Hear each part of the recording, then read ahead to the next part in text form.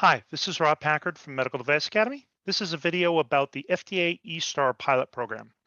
The pilot program began in February of 26 of 2020, and because of COVID, it hasn't progressed quite as quickly as one would hope, but the templates are available for download from the FDA. You can submit an FDA eSTAR template instead of submitting an e-copy or instead of submitting an eSubmitter. All three are options at this time.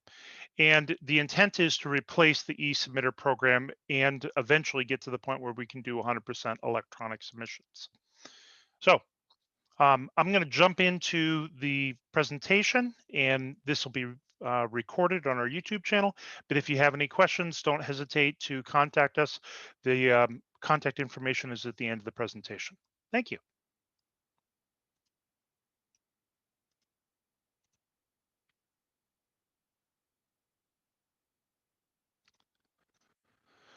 Okay, so the version of the eSTAR template that's available right now is version 0.6, and the revision date on it is December 15th, 2020. So you need to watch whenever you're going to go ahead and submit an eSTAR template to the FDA as a submission. You need to make sure you're using the most current one. Otherwise, you're going to have a problem. There might be additional AI deficiencies that are identified if you use the wrong template, because the templates are updated uh, by version to address any problems that they had with the earlier versions. So what is the template? It's a secured PDF template, very much like we have the templates for FDA Form 3514, which is the cover sheet for a submission, and also for FDA Form 3881, which is the indication for use statement that we use for our 510K. So like those two, it's a secure PDF, but unlike those, um, or I guess more like the 3514 document, the document will expand as you ask questions. It will create new fields where it's appropriate or eliminate fields where it's appropriate. And you can also have attachments to the document. So instead of having many documents in your submission, you just have the one file, the one PDF eSTAR document with embedded documents that are attached. So that's what you're actually submitting. And you submit it on a USB flash drive. You don't have to worry about e-copy validation. You don't have to worry about miscellaneous files. You don't have to worry about statistical data files. It all gets embedded in the eSTAR template.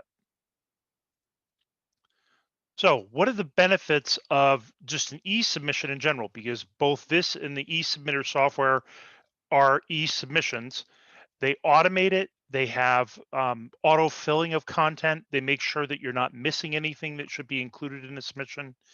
They will allow you to access databases and guidance documents that you should. So it'll go in there and automatically identify what is the most current standard if you're referencing a standard for declarations of conformity. It'll guide you through each submission section, which is something that eSubmitter does as well, but isn't done by Form 3514.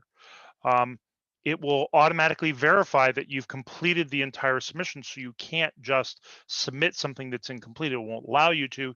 You have to complete the process, and it will verify that. And that's instead of doing an RTA screening by the FDA, and that's instead of doing an e-copy verification. And then also it's free. So this is something you can download free from the FDA. You still have to have Adobe Acrobat, but that's the only software that you really need to make this work. There are improvements in eSTAR, things that aren't available in the eSubmitter package. I've used eSubmitter. I didn't think the usability was quite where I would expect it to be, but the usability of this template in PDF is much easier. It's much more like Form 3514 and very easy to use. Has, yes, an intuitive interface, I believe. Um, there's no special software installation, except you do need Adobe Acrobat. Adobe Reader will not work for this. Um, it'll support pop-up messages and help instructions for you. So as you go through the submission, you can ask questions or click on a help link and get the information that you need, or look for a guidance link and click on that guidance link and find the information that you need to complete your submission. I haven't tried it yet, but it says it has mobile device support and Apple iOS support. So that's a nice to have if you wanted to try to do this on your mobile device. I think a tablet maybe, but not a mobile phone. I don't see that as being reasonable, but you would have to still um, have to try that out. I haven't tried that out functionally yet. Working with Adobe Acrobat in those formats would be kind of tough. The ability to comment whenever when something is converted to a static PDF is an advantage of this, and the ability to share the eSTAR with other people as it's being built. So you can actually PDF the entire thing and freeze it, so you can keep on working on the original, and other people can comment on a static version rather than giving them editing privileges, giving them a native version that they could edit. You instead want them to comment on a PDF version, and then you go back and make changes. So any of you that has worked on a 510K project and get frustrated by a bunch of people making changes simultaneously to the original documents, that's what this avoids. And another thing that this does is it eliminates the process of the e-copy packaging, where you have to convert every file to a certain file format. Everything has to be sequentially numbered 001 underscore 002 underscore, or you have to have volume and document structure. You can't have any special characters. All those things just go away. All you have to do is have this one eSTAR PDF on a USB flash drive, and that's it. So how do you download these templates? I provided the link here for how you get to that. There are two templates, one for non-IVD products and another one for IVD products. And you can only save the PDF template and make edits in Adobe Acrobat. So I've said it several times now, Adobe Acrobat, not Reader. And this is kind of what it looks like, but I'm actually going to do one better here, and I'm going to actually exit for a moment here. And I think I have, yep, right here, non-IVD. So I'm opening that up. Oh, it's wants to open it up with the wrong software. That's okay. For the purposes of what we're doing here, that will work. Okay, so as you can see on the screen here, I'm showing you what the template looks like for the non-IVD product. And in this beginning here, they actually show you some of the verification. When a section's incomplete, it has a red bar on the left-hand side. When it has a green bar on the left-hand side, that means the section's complete, and gray means that section is optional, so it doesn't have to be completed. Wherever you see a blue help text box or text button, you can click on that and it will help you. If you hover over something, you will get a pop-up window that it will give you instructions. And then they have this here that is important regarding confidentiality and a couple other things. But you can click on these different sections, and this is giving me an error message because I open it up in Reader. So don't make that mistake. But here's the content. It'll give you the help information, and then when you're done with it, you can hide it away again. And same thing over here. Um, you can ask questions, look at what the help says, and close it. It's not working yet for de novo, not working yet for PMAs, probably due to COVID. It was supposed to be launched in June of last year, or at least the summer. You can use it for abbreviated and specials, supplements, and amendments, but it hasn't been set up for third-party reviews yet. So um, we're limited to that right now. And you can attach things, including video files. Um, it didn't give any kind of guidance as to what the limits are on file attachments. So I don't know if you can attach CAD files that will automatically be viewable. I'm not sure that I would try that. I think video is fine. I think a Word document, an Excel spreadsheet, I think those are fine. But I don't know how it will handle the statistical data. It should. But in general, that's something that hasn't been put in the guidance yet. You can add a section like I've added down here for the submission correspondent. That would typically be me and my company, or one of the other project managers like Mary Vada or Sharon Morrow. And then down here, we have the ability to actually call up standards just like we do in 3514. So you get the most recent one. And I actually tried a couple more video files, and one of these is gigantic. It's over 100 megs and it didn't have any problem. Whereas the e-copy is limited to 50 megs. So that's nice. You can attach documents throughout this, but it's fairly long, but it goes through all 20 sections of the 510K. And some things are in a slightly different order than we're used to, like the user fee, administrative stuff here. All that's at the end, whereas normally it's at the beginning. So that's some stuff to look at that's a little bit different. But I'm going to go back now. I'll close this and I'll go back to our presentation. Um, Stop the old share and start a new share. Okay. Whoop. I started from the beginning. Sorry about that. Current slide. There we go. So this slide here shows the automation and the navigation. I already described the red, green, and blue and gray bars. I talked about hovering over text. This is when you hover over a text, you get something like this pre-market notification here. Um, you get, I'm sorry, I went through a couple of slides, didn't mean to do that. Over here is a green bar showing that this section is complete. If you clicked on this, it would give you this information down below. And I had shown you the full text of that before. But that's how the navigation in this works. It's pretty easy, intuitive to understand, and very easy to read. For once you get into the submission, the first section it starts with is general attachments. And this would cover the sections that you would typically expect for sections 1 through 13 of a submission. Probably not one itself because that, like I said, that's at the very end, the user fee cover sheet, but 2 through 13 would be covered in this general. And one of the things is attach your cover letter. They want you to print out a copy, put your flash drive in the envelope, send it off to the FDA, but there is a place to attach your cover letter.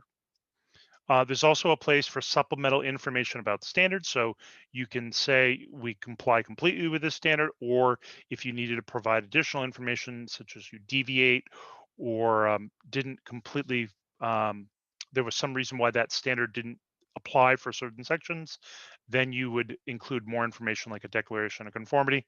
So we have a template for that. So each one of these where we have a volume document, those are the templates that we typically use in a 510K submission, and we would use the exact same templates. We just don't need the volume document numbers that we had before. The eSTAR organizes everything in exactly the right place for us. So all we have to do is worry about the file name, and we don't have to renumber anything, and we don't have to worry about volumes and documents. So that's nice. But that helps us keep track which template we're supposed to use. So that's why I put it in here, partly for training of my own crew. Um, Device description is something, no change there. They want the same things, but they also want pictures, illustrations, schematics, and diagrams. So that should be attached or an explanation like this is not something you can see, not a physical product. But most of the time you would include everything in the device description and then maybe include a high resolution picture or a 2D CAD drawing for the attachments. Um, then you would have your substantial equivalence comparison in tabular format, no difference there. They have an attachment place for the labeling, the insert or instruction for use, and then other labeling such as a brochure or maybe a surgical guide. The next section is the sterilization section, section 14. So it goes in sequential order, and they have a summary of reprocessing is built in. So you answer questions and it allows you to automatically populate and has blanks for you to fill in instead of you writing a summary. And that reduces a lot of error in somebody writing their own overview of that section. Um, they have a summary of a sterilization method that's built in. Then you would attach your sterilization report, your accelerated agent testing, your clinical or cleaning validation, packaging validation, and reuse documents. So if you have reuse of the device or it's reprocessed device, that would be included there. The next section is biocompatibility. You would attach the biocompatibility testing reports, and there's a place for you to answer questions about tissue contact, and that's built right into the forms. So here's an example here. It says, how many tissue contacting components or products and materials are there? And if you click 0, it gives you one answer. If you click 1, then there's some additional questions below there. But if you click on add attachment, then it allows you to attach something. So I included a biocompatibility overview here, one of our templates, where I might put in a biocompatibility certification statement. So I don't have to redo my existing templates. I just use the existing template. If I were going to say how it's exactly the same as another device, I could put that in as well. So it gives me a few options, but I think you can just follow the prompts and then attach the document. The next section is software. In this section, I think it will help a lot of people that tend to have, most of the clients we have are missing things for the software. So I keep on telling clients you have to conform to the 11 things that are in their checklist in their 2005 guidance document for what they want in a software device. Now, if you have a major level of concern device or a minor level of concern device, you might have different things in your submission. But most of the companies have a moderate level of concern. But I see so many RTAs just because companies don't have a level of concern documentation in the package. You can't submit this without that. It's part of it that is built in. And so it walks you through the questions, you answer the questions, and then it prompts you for things that you have to attach. So that's really helpful. They also have a guidance documents, but I notice they're missing the post-market surveillance of cybersecurity, that one guidance document. If I were going to include it, I indicate later in the slides where I would attach that. So it's not that you shouldn't include it, just they forgot that guidance and haven't fixed it yet. And then cybersecurity documentation is split up into individual sections that follow along with the guidance document that they do reference. They just don't reference the post-market surveillance one. So the first item they ask you is for a software description. For that, we use our template 18 typically, or the client provides that. We have a device hazard analysis. For this, you just need the hazards for the software and firmware. You don't need it for the hardware. So oftentimes you can cut that document down to size and just provide what the FDA wants. The software requirements specification is next, the architecture design chart, the software design specification, traceability matrix, your software development environment there. You might actually have multiple documents for that. Verification and validation testing, you're probably going to have to provide the summary there. Um, Revision level history and unresolved anomalies or bug reports. So those are the 10 things. And I said before, there's an 11-part checklist. Well, the 11th item is this level of concern document they've already built in.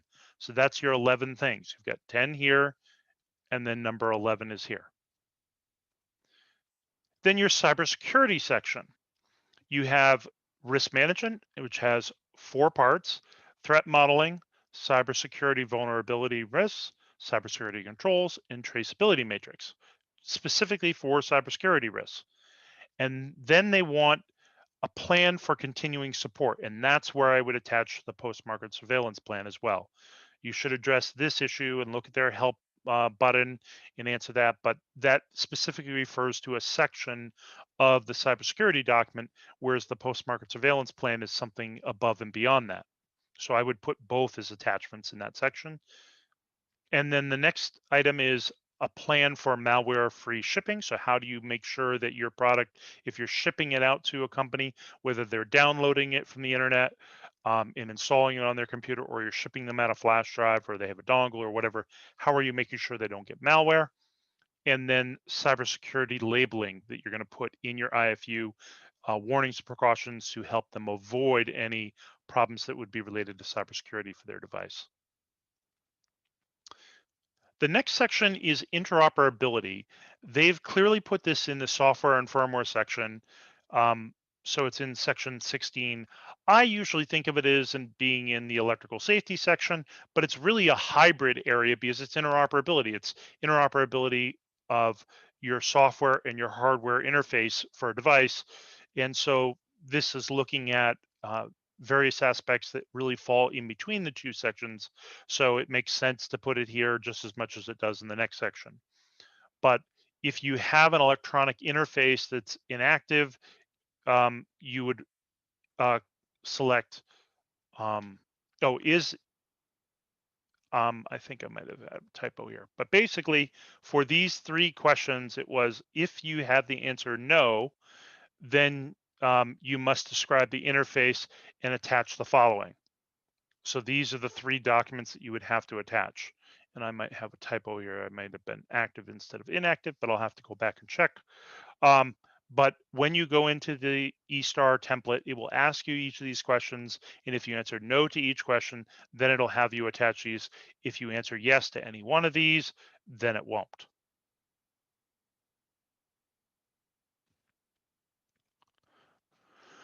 The next item is the EMC section. So now we're into section 17 of a traditional 510K submission.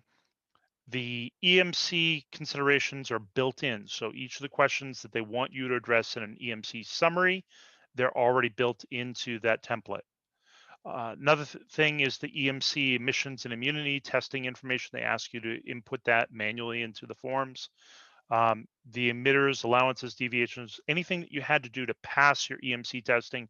Hopefully, you passed your EMC testing and made no modifications to the device, but that's something they specifically ask because that could require you to go back and retest for electrical safety. And they want to know if you've done a risk assessment of common EM emitters, such as RFID.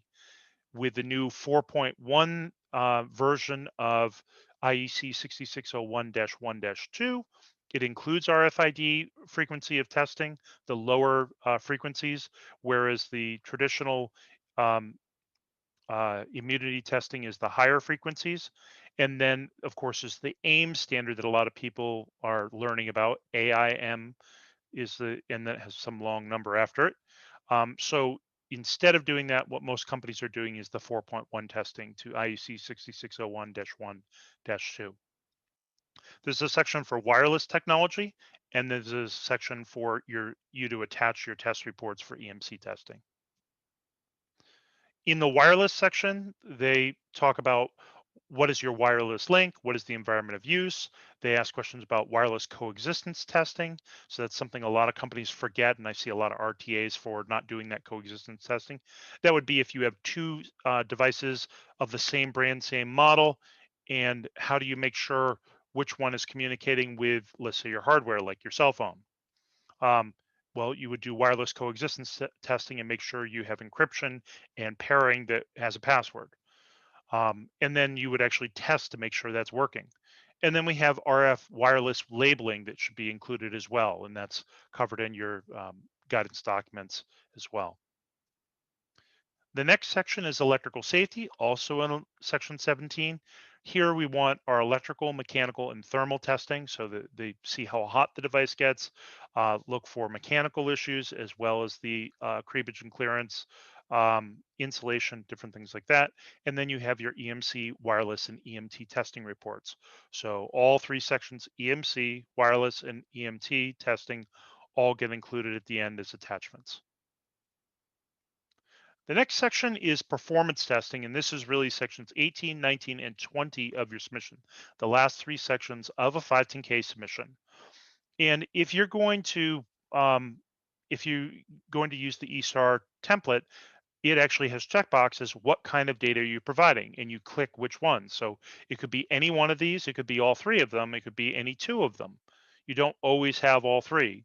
In fact, a lot of submissions only have benchtop, but they want you to provide a brief discussion of the non-clinical tests and then a summary or discussion, a summary discussion of the clinical testing you did, and then any conclusions that are drawn from those tests. So that's what they ask you to fill up front before they get into the detail of those sections. For the benchtop testing, they ask you to provide what predicate device is similar to the or what predicate device submission number is best compared to the testing that you provided. So it is possible that you might not have tested it head to head with another device. Um, you should identify the best one or explain why it isn't comparable. You could do testing to show that it's adequate for the performance or the intended use, but typically you're doing head-to-head testing with another predicate device, or at least comparing the performance with the performance of a predicate device, even if you didn't actually test them head-to-head. The next section is the animal testing. In addition to the testing report and identifying the predicate device that they want, that you think it would be comparable to, they also want you to attach the study protocol. So, whatever study protocol was performed on those animals, you're going to have to provide that. You can't get out of that. And you have to attach a study report and provide a GLP statement or justification. Normally, animal studies are done under GLPs, but there is an allowance for writing a justification, but not an allowance for not providing a study report, the final signed study report, and the study protocol. The last section is the clinical testing section.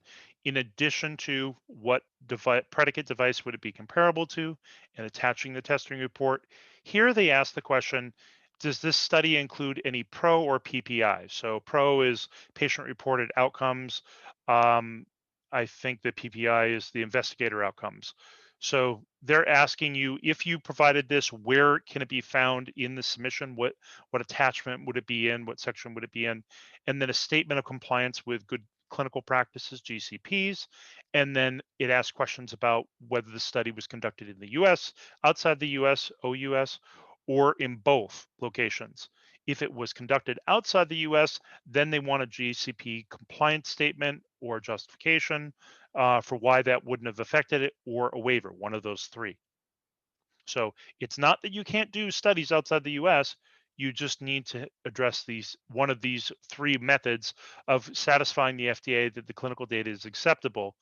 Another piece of advice is, in general, whenever you're going to do an outside the US study, make sure you get the FDA's feedback on the clinical study protocol in a pre-submission meeting before you actually do the study, because otherwise you're going to be probably missing a simple endpoint that they really want you to gather, and they'll ask you to go back and redo your study. There are three places in this section, in the entire template, where it mentions confidentiality. So I've copied and pasted what they provide there. They didn't spell it out in a guidance document yet, but what I'm inferring from this is that the information you put in the text boxes that they provided for you will be made available as XML and can be exported from the submission. And I think the FDA plans on automating the process of making an FOIA request much simpler by exporting a submission. So anything that's in the text boxes, boom, they go, but all the attachments can't. So this is a great way of making sure you're in control of the security of the information that you think is confidential. They put this big, bold yellow warning and say, if it's confidential, don't put it in the text box, put it in the attachment. So they haven't made it crystal clear yet that that's how they plan on handling FOIA requests, but I think that is the intent. So anything that you have that's confidential, do not put it in the form, put it in an attachment. There are all kinds of guidance documents that are attached throughout the submission that you can click on, or there are hyperlinks that you can click on to give yourself guidance. But they also ask you at the very end if there is a guidance or special controls document that's specific to your device type submission. So if there is, then they want you to provide information specifically about what testing you did that's applicable, and where that information can be found in the submission for this special controls guidance. If you provided references, so a lot of companies, particularly companies that are CE marking, a lot of times they think it will help them to include their clinical evaluation report. That is false 90% of the time, if not more than 90% of the time. Generally, it just raises more questions with the FDA. But if you are trying to make an additional indication for use, and you're basing that claim on published clinical literature, which I've done a couple of times, um, in those cases, you have to provide the full text of that article, or provide a summary of the article. Usually they just want a full text of it, give them a PDF. So they ask you for that and allow you to attach it. And then we have the administrative things, the things that would typically be at the beginning of the submission, not all of them, but I've listed what the different items are. Number one is the executive summary. So normally that would be volume 11 of a submission, or section 11 of a submission. Here they're putting it at the end of the document. Um, that's fine. You just attach that document and we've listed the template. There is a place for you to sign electronically on the PDF for truthful and accuracy. Or if you don't have, so if I'm preparing the submission and I'm not the one that's going to sign because I'm a consultant, I'm not a member of the company, then you might have the CEO of the company sign a truthful and accuracy statement and I would attach it. So I would give them that template, volume 6, document 1, instead of doing an e-signature. The next item is the 510K summary or statement. You would attach that. This is probably the one exception of a document that will become public. So the 510K summary or statement becomes public, but what they would do is they would download that attachment and everything else gets exported. So if you're going to do a 510K summary, then that's going to be downloaded and that's going to be presented publicly. But all the other attachments, I would expect them not to share publicly. For the user fee cover sheet, they have a place to attach that. They also have a place for you to enter the user fee payment ID number, just like you would on Form 3514. So this essentially eliminates 3514 completely, eliminates 3881, eliminates a bunch of other documents like your truthful and accuracy statement if you're the one signing it, and allows you to use existing templates and attach it. And it double checks to make sure you didn't forget anything. And that's all automated. So I think this is definitely intuitive. I think it has a lot of advantages, and I'm anxious to see them go forward with it on with a guidance and make it official, and maybe allow us to do de novos and 513Gs and other types of submissions, third-party review submissions this way. But right now, we're allowed to use it, and it's available. So try and use it and give the FDA some feedback on it. One last thing, I got maybe 3 slides left actually. Verification, I showed you this at the beginning, green bar, red bar. They actually have a verification section at the very end of the PDF where it lists on a left column all the sections that are green or complete, and on the right-hand side, all the sections that are red or incomplete.